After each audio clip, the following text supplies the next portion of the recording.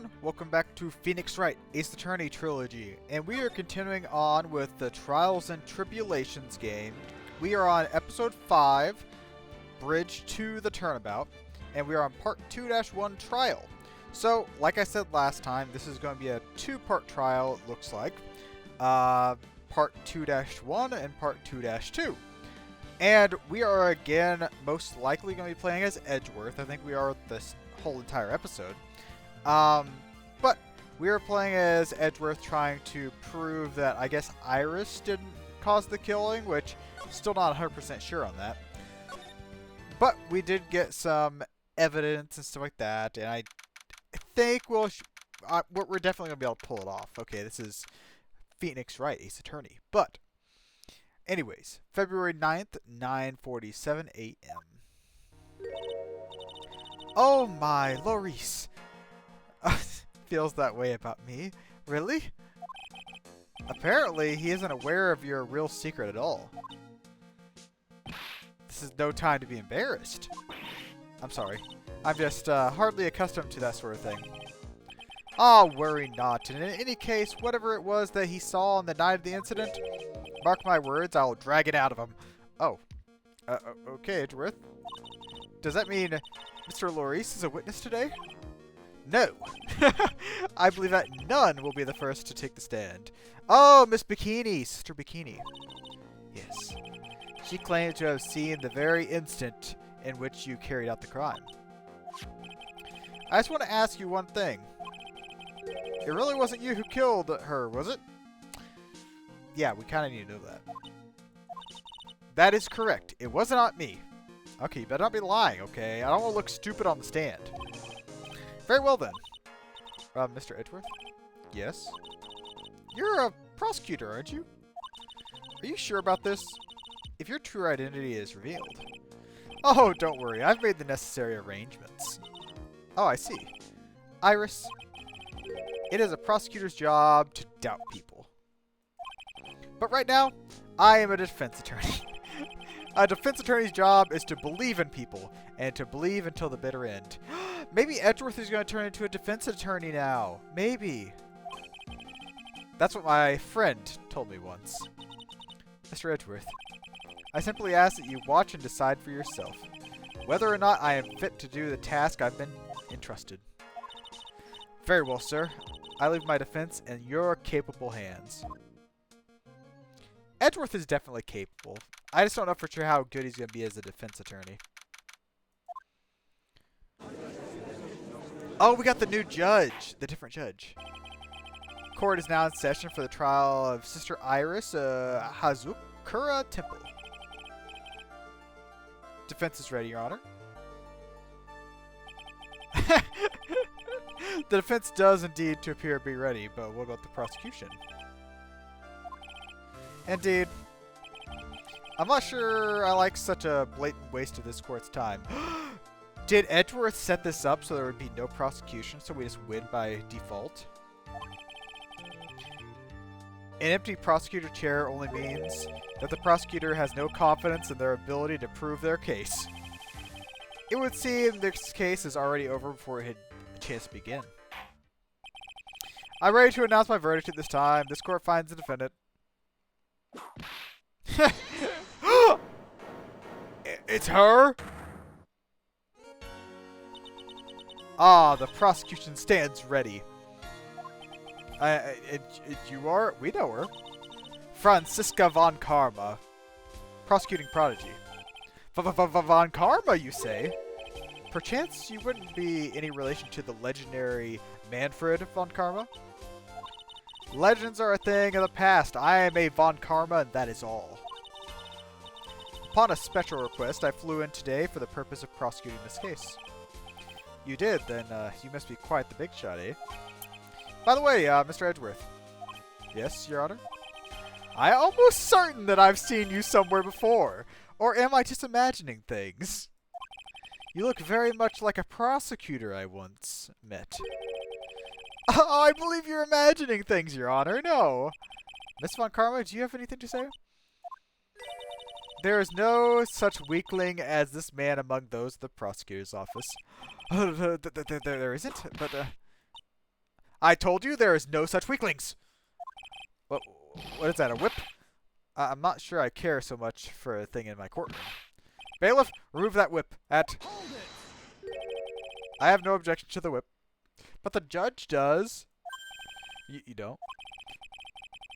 The prosecution can wield a whip or drink 17 cups of coffee. But there is still only one truth.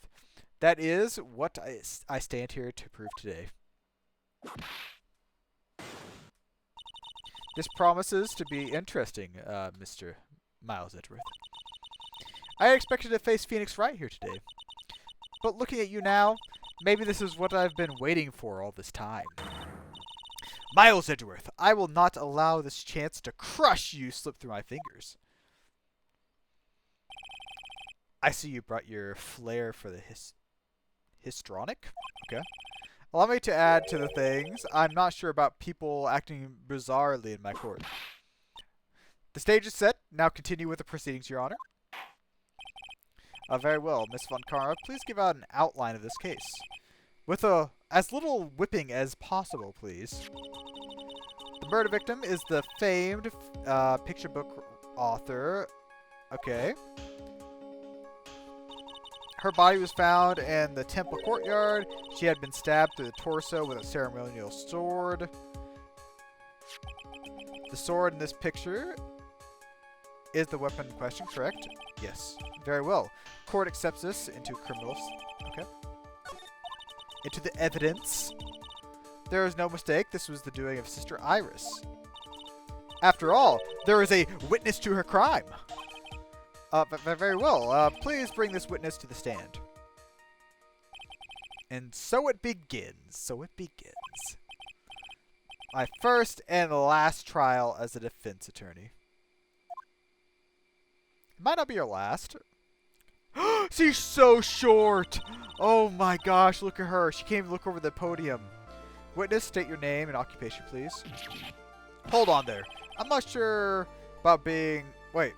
I'm not sure about being not sure if I care for this at all. Witness, please stand up and straight. Nice and straight. If I recall correctly, there are a few milk crates in the defendant's lobby for our back pain-plagued guests. Bailiff, fetch a crate for this poor old lady, please. She might need two. Oh, okay. Once again, your name and occupation, please. Little old me? Well, I'm the head nun of the temple on Eagle Mountain. My name is Bikini. You got it? Bikini. Nice to meet everyone. But you don't appear to be wearing a bikini right now. Yes, Judge. Yes, you're correct. The courtroom is a garden of holy judgment. There will be no lechery, and the hearts should leave this sanctuary at once. You want me to leave? No need to get your bikinis in a twist. Let me tell you, I am a sight to behold in summer. In any case, witness, I hear that you saw the crime take place on the night in question. Oh, that's right. Yes, yes. I can still hardly believe it myself, to be honest. There's no way dear little Iris could have done anything like that. Let us hear what you have to say, then. First, tell us about your own movement that night, eh?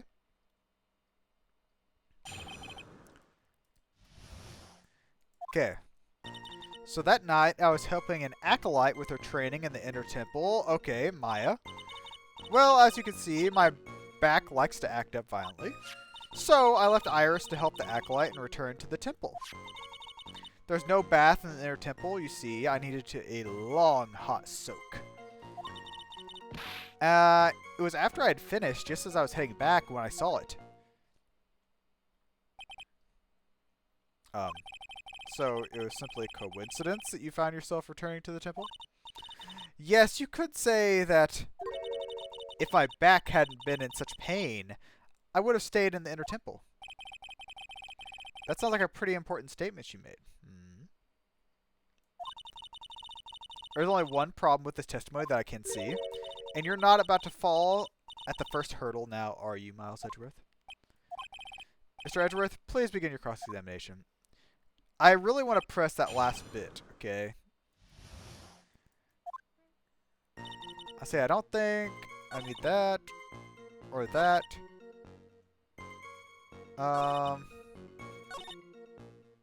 When you saw it? Oh, okay, never mind.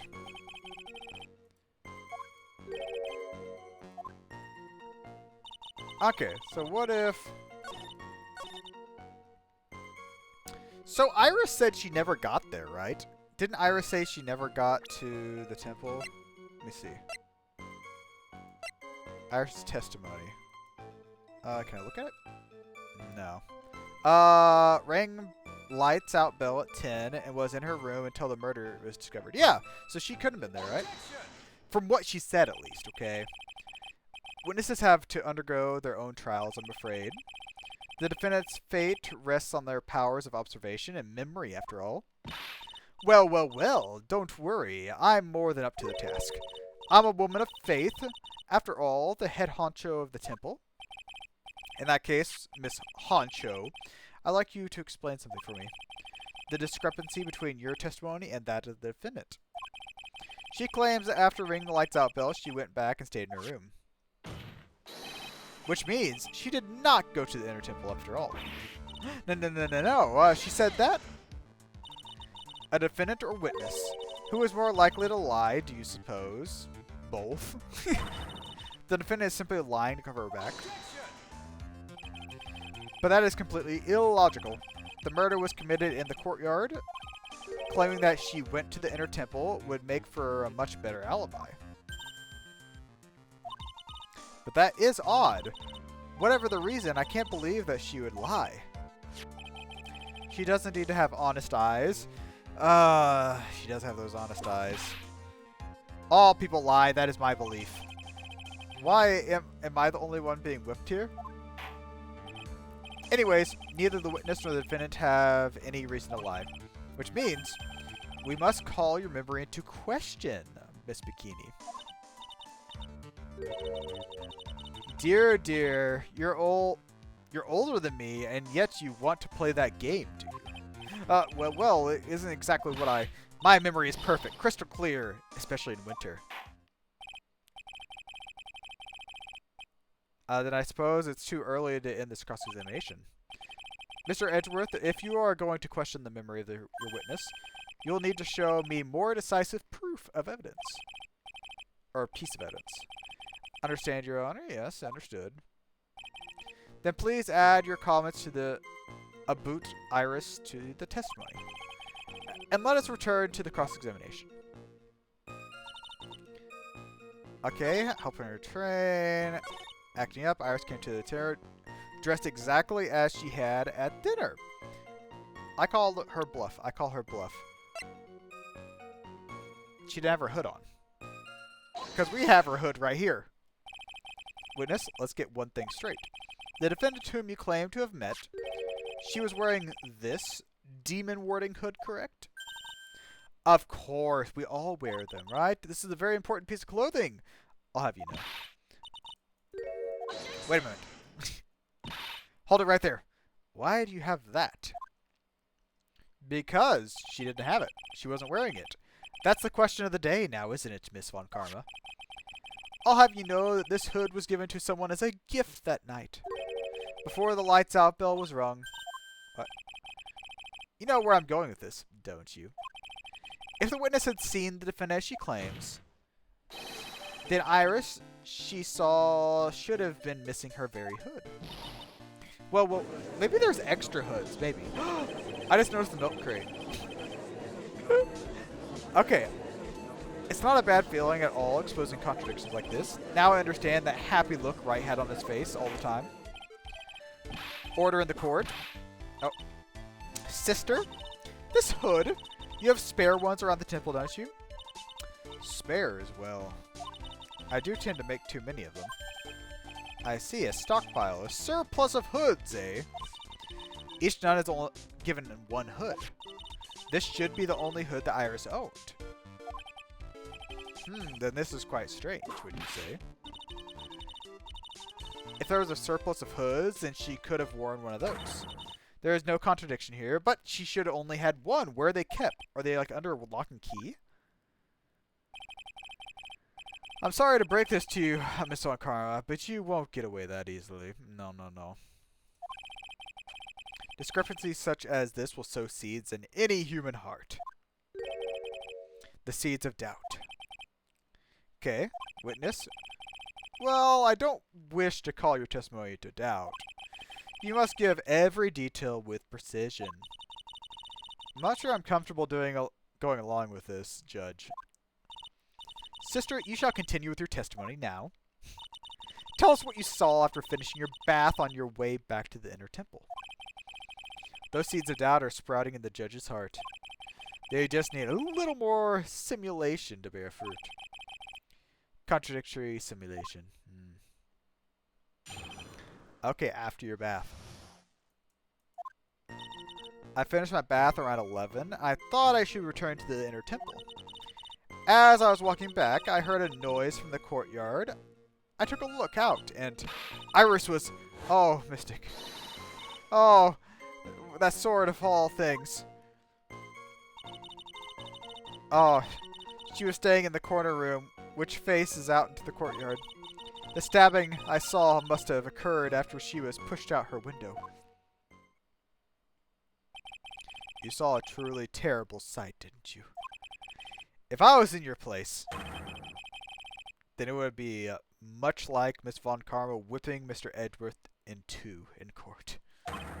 And me seeing it all from this very chair. Well, something like that. This judge. His imagination is about as vivid and creative as Detective Gumshoes. I would look the fool... Oh, I would look the fool if I commented on such foolishness. Anyways, this case is mine, Miles Edgeworth. Calling everyone by their full name, can't you do something about that habit of yours? I don't mind it. It's not that bad. Okay, so you finish your bath around 11. As I was walking back, I heard a noise from the court. Iris, the sword. She was staying in the corner room. Something I saw must have occurred after she was pushed out her window.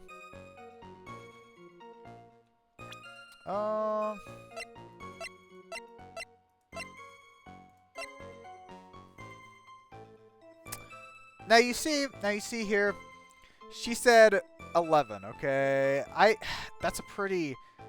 She got out of the bath at 11. So it could have exactly happened maybe at 11. Possibly. But I don't think so. It said the body did fall 10 feet after death. Present this.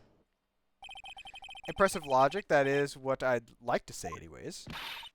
Oh, please do. My brain is something else, especially in winter. However, I think you're overlooking one thing. Miss Von Karma, would you be so kind to take another look at this autopsy report? Autopsy report. The victim did fall from the height of 10 feet. However, this fall was after she was killed. Oh. So did they stab her and push her out the window? Huh? That's right. It says after death, right? The scene the witness claims to have seen is contradictory. If the defendant stabbed and killed the victim there in the courtyard, how did the victim then go on to take a 10-foot fall? Order. The victim was killed and then fell. If that is the case, then the victim must have been killed in her room, don't you agree? That is the logical conclusion, Judge. Yes, yes. That's right. The victim must have been stabbed by the defendant in her own room. And she was then thrown out her window down into the courtyard below. Were there any signs of a struggle in her room? She was stabbed with a sword. That would leave a blood stain, wouldn't you agree? Well, Miss Von Karma, was there any blood in the room? No traces of blood were found in the victim's room. Your whip has just caused traces of blood to be found on my glorious peel-off beard. However, if there was no blood in the room, then you're... Oh.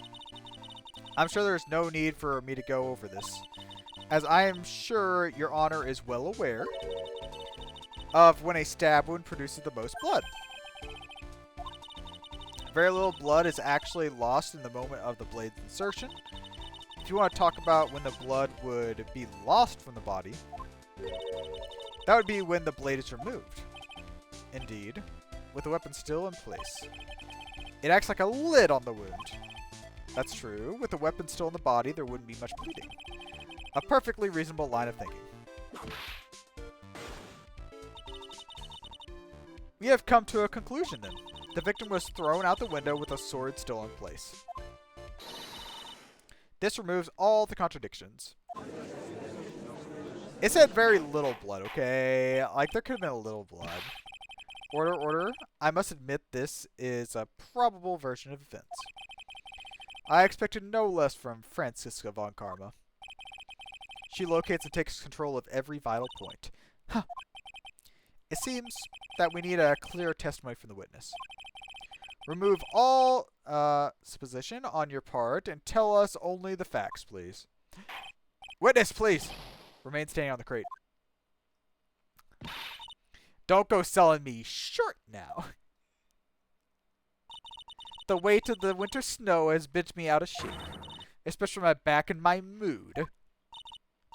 Sister, please give us your testimony. I'll give you a vigorous massage once we are finished. Miss Von Karma! Okay. With the whip? With the whip. Oh boy, alright, alright.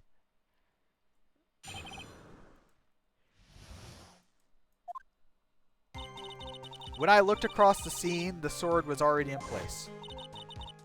Think about it now, I didn't actually see her stab the mystic. I've never seen so much blood before. That's when I fainted. You can't blame me, can you?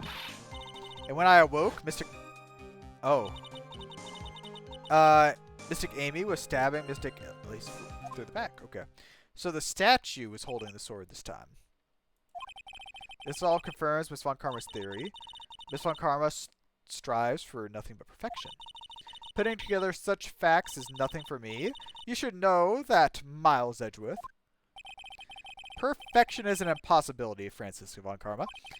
And I'll teach you just that. Okay. Further details. Let's see. Look across the scene, the sword is already in place. Thinking back now, I didn't actually see her stab. I've never seen so much blood before. But you said that the blood comes out whenever the sword gets taken out, right? So, I'm surprised you actually saw any blood. So you're saying that you saw the victim's blood? That's right! Some of the had splattered onto Iris, too. When the defendant was arrested, she was meditating in her room. And her blood-flecked clothing was neatly folded in the corner. Her clothes! That seems quite conclusive to me. What should I do? Press this point further? Yes, we have to know. Going back to your previous statement, you said that you saw little bleeding when the victim was stabbed. But now you said you saw the victim bleeding. Well, I say that what I saw is what I saw. What did you see? Maybe I didn't see the poor woman get stabbed. But I saw the girl pull the sword out of her, plain as day. Okay, then if you saw her pull it out, then there would be a lot of blood. Pulling the sword out, you say? Well, it wasn't exactly pulling. It was more like it came out. What do you mean by it came out? Okay. You will add this statement to your testimony. Oh, was that important? Okay.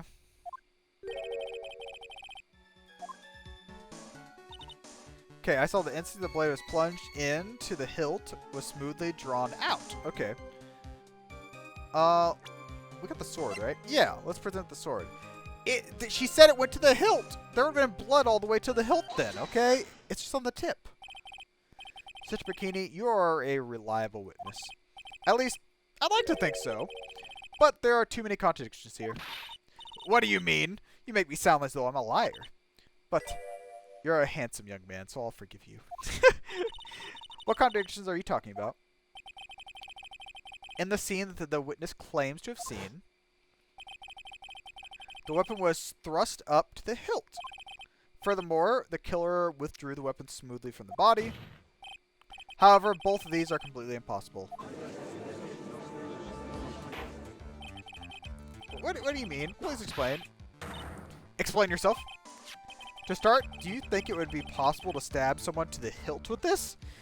It'd be possible, but there'd be blood. No matter how I look at the defendant, it doesn't appear oh, she doesn't seem strong enough. That's true. She wouldn't be able to. Doesn't appear that... What meaningless dribble. I too may appear to be weak and frail. No, you don't. No. But I can crush men under my heel and make them weep, should I choose. The objection stands. I wept a little back there, I must admit. That isn't the only issue here. If this sword was truly stabbed into the woman up to the hilt, well, just look at all the branches. It certainly wouldn't come out smoothly. That's, we also have the problem of the amount of bleeding. It's true that when the blade is left body, it acts as a plug. However, when the weapon is shaped like this, it's an entirely different story. The wound would be too large for the blade to completely stop bleeding. Good point, good point. Okay, I didn't even think about that. That's nothing more than conjecture. In reality, the victim was stabbed with the sword. Even a weapon of this nature may still sometimes slide out smoothly and may still sometimes stop the blood loss.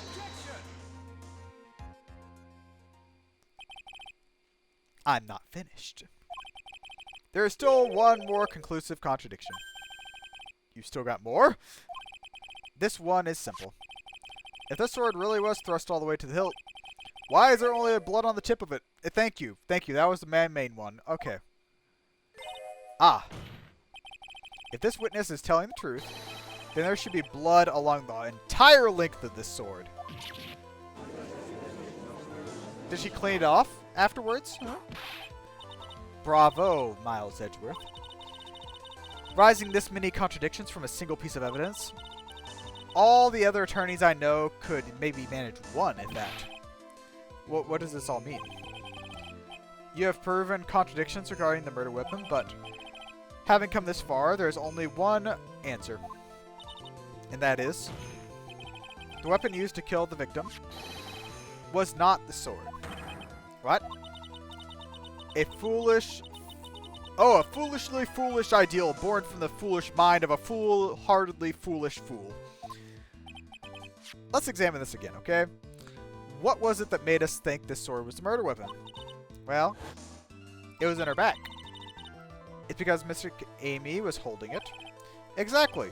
However, if you reflect on that, that is only the basis for we have to assume such a thing. The impression left by the scene was just too strong. It influenced us to believe that that was the murder weapon. Order. So maybe the sword was not the murder weapon. Even if that's the case, it changes nothing, Miles Edgeworth. The sister here saw everything. She saw the defendant stab the victim with a sword-like object. That's true. Your response, Mr. Edgeworth? If that is so, I would like the prosecution to answer the obvious question it raises. Where's the murder weapon? Yes, namely. Where did the real murder weapon disappear to? It goes without saying, the police searched the main hall and the surrounding area. Perhaps the prosecution can enlighten us as to if a sword-like object was found. Answer the question, Miss Von Karma. No evidence of that kind was found. No bloody weapon or anything? Really? Huh.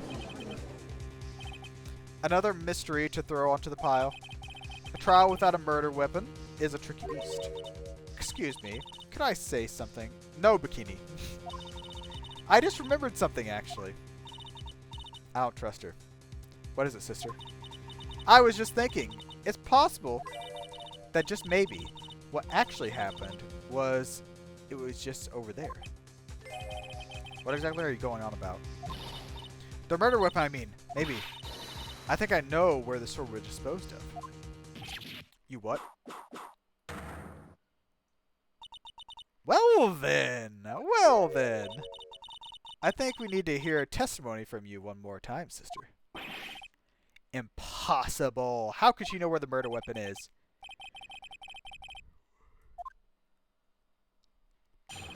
Okay, location of the weapon.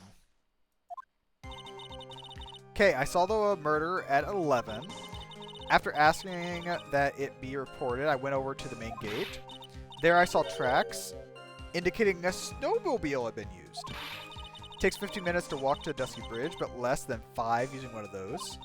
Maybe they threw the weapon into Eagle River and came back while I was knocked out.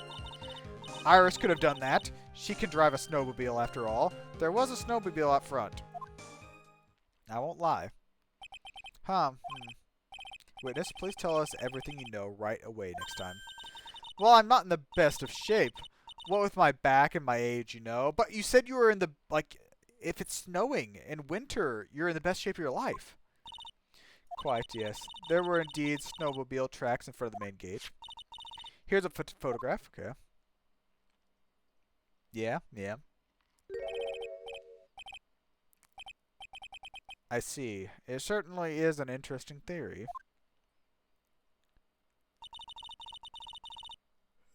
Tracks begin in the front of the temple and run all the way to Dusky Bridge.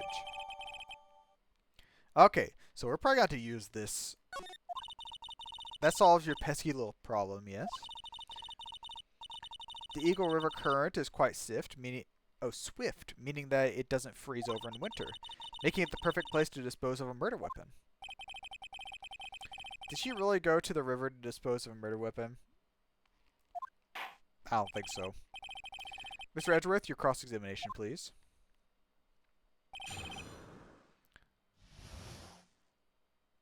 Okay, so let's see. Saw the murder. After asking. Saw the tracks. Take a 15-minute walk. Maybe she threw the weapon into Eagle River while I was knocked out. She could drive a snowmobile. Okay. Since we just got this is probably what we need to present. That's usually how it is. I admit this photograph proves something. It proves that the snowmobile was used on the night of the murder, but there's not like 2 tracks. There's only 1. It was just drove here. It wasn't drove off from here. It finally accepted the inevitable. It seems, smiled Edgeworth. However, if what the witness says is true, then why is there only 1 set of tracks? Exactly. There's only 1 track leading up there. What do you mean? If Iris left the temple, threw the weapon into the river, and then returned, if that's the case, then there should be 2 sets of tracks in the snow. But what if she drove exactly the same way? Exactly. No, I'm kidding. Those were heading out of the bridge, and those from coming back. Ah! You're right. Ha! You're forgetting one thing, Miles Edgeworth. On the night of the murder, it was snowing. Tracks leading to the bridge were erased by the snowfall. This removes your precious contradiction now, doesn't it? I see. Well, while she was at the river, the snow stopped, leaving just the return tracks. I don't think it would cover it up that quickly. What do you have to say now, Edgeworth? Is there any flaw? There's gotta be, okay? There is a contradiction. Okay. However, Miss Von Karma, it's impossible. Would you care to explain? Why there is a rude index finger currently pointed in my general direction. No need. The evidence will do all the talking for me. Okay, on the night of the murder, the killer went to and returned to Dusky Bridge in order to dispose of the weapon. Or so Miss Von Karma claims. Edgeworth, present your evidence. What do we have? Ooh, wait, no! That's not what I want. I want this weather data. So, weather data. Snow and occasional lightning strikes. Snow 7 to approximately 10:50. So, if it happened at 11, then there should have been no snow. At all. There could have been lightning. Well, actually, 10 to 11, there wouldn't have been any lightning either. Yeah, I think that contradicts it. There we go. Witness, please tell us again what time it was when you witnessed the crime. Like I said, it was around 11. Of course! This means that the weapon was thrown away after that time, correct? On that note, please take a look at this data. Here's a weather report for the Eagle Mountain on the night of the murder. The weather report. Snow started falling at 7, but it stopped around 10:50. Therefore, when the sister witnessed the crime, the snow had already stopped falling. It is impossible for any tracks to be made after that time to have been covered up. Very, very good, Edgeworth. Very, very good. Order. Very well then. It looks like Miss Von Karma's claim has been snowed in. It's too soon to be closing the trial due to snow. Miles Edgeworth, how pathetic of you to rely on weather of all things. That's not pathetic, that's smart. Answer me this then. When is a weather report ever correct? Oh, no. You've got it all wrong. This isn't a forecast, this is an actual data. Exactly. Like, forecasts can be wrong, but like weather data is the data from the weather that day. All weather reports have some inaccuracies. It may still have been snowing in the vicinity well past 11. It's true. We cannot be totally sure. What? How did you pull that off? It had stopped snowing at the temple when the murder took place. You need to provide conclusive evidence of this. Okay, there's no turning back. Okay, how are we going to do this? Very well, I too cannot allow any doubt to remain concerning this testimony. Ha! You can't back down, can you? Such a perfectionist, Miles. Very well then, Mr. Edgeworth. Where's your evidence that it stopped snowing? Let's look at this. There are footprints and stuff there. Those would be covered up then if it was snowing. Also, we might have seen some snowflakes on the crime scene photo.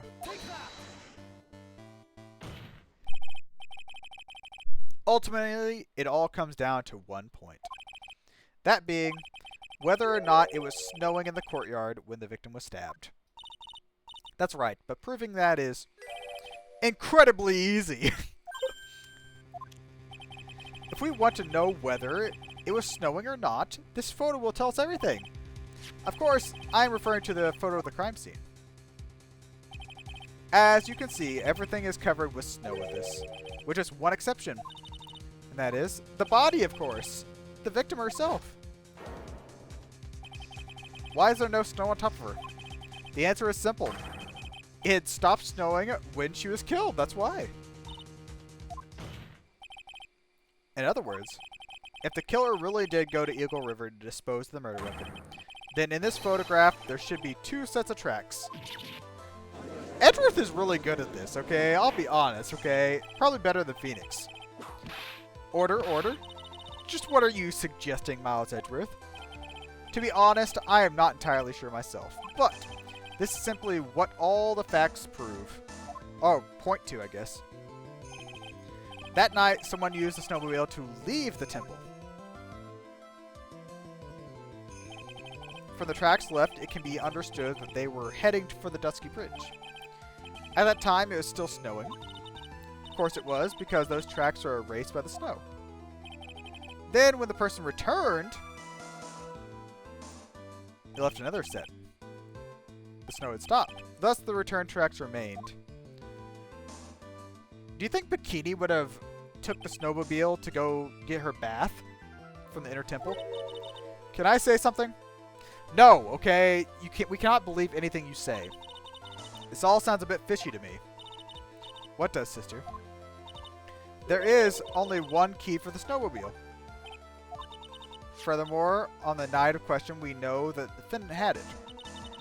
The key was found in her room after the murder, which can only mean that night, Iris used the snowmobile to go to the inner temple. But Iris said that she never went there. I should probably press on this point some more when I get a chance.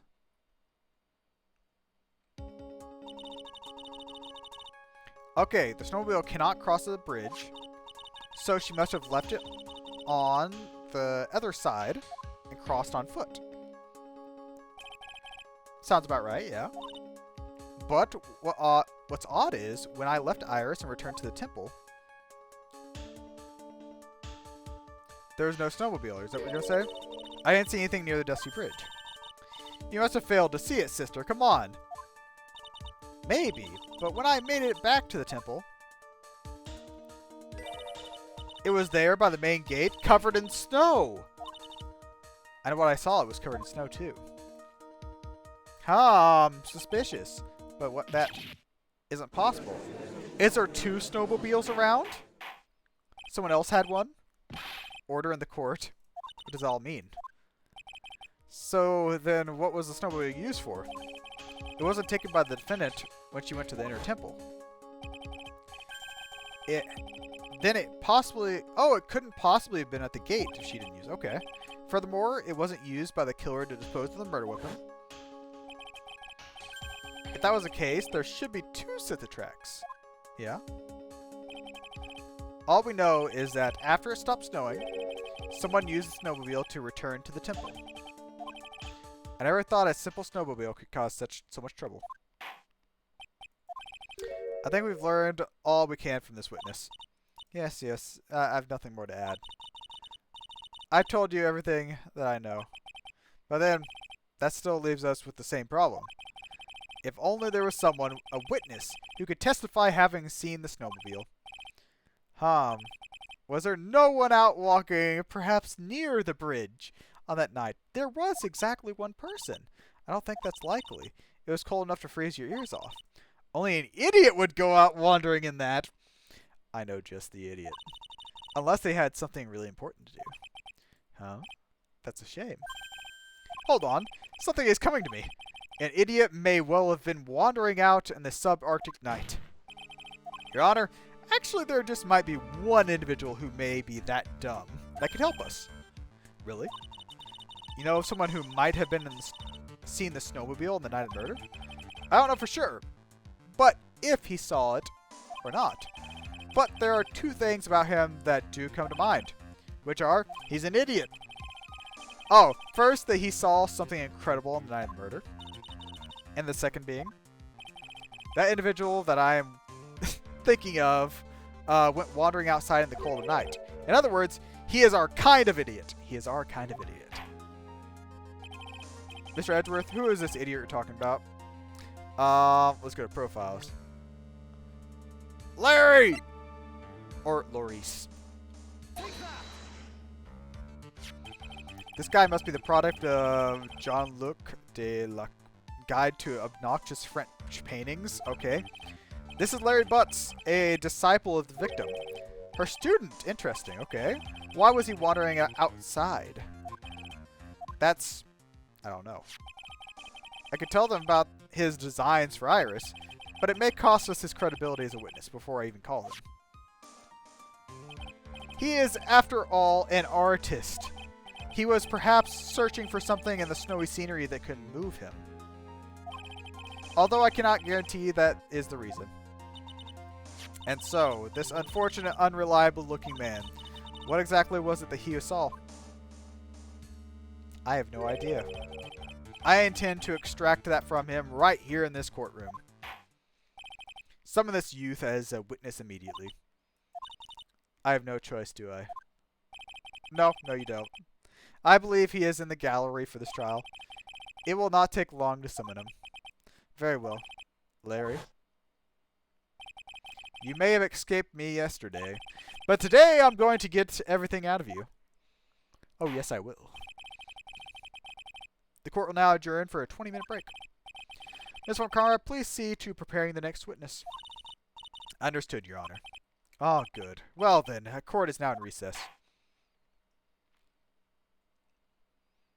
Edgeworth is doing amazing in this trial, I swear. He's doing really, really good. I don't know if I like him better than Phoenix, but he's close. He's close. And we get Miss Von Karma back too. She's awesome, okay? Other than her hitting us with the whip, which is kind of annoying. But anyways, so we learned that the snowmobile is a big point of contention in this. Is like if someone rode it back and forth, and if it was snowing also, and also was it Iris that rode it? Because she is apparently the only one with the key, or at least the key was found in her room. So next time we'll go ahead and continue on with this and try to figure out, I guess, what Larry saw, because he saw something incredible, and maybe it's something that will actually help us. So anyways, thank you all for watching. I hope you enjoyed, and I will see you guys next time when we continue on. So, bye-bye.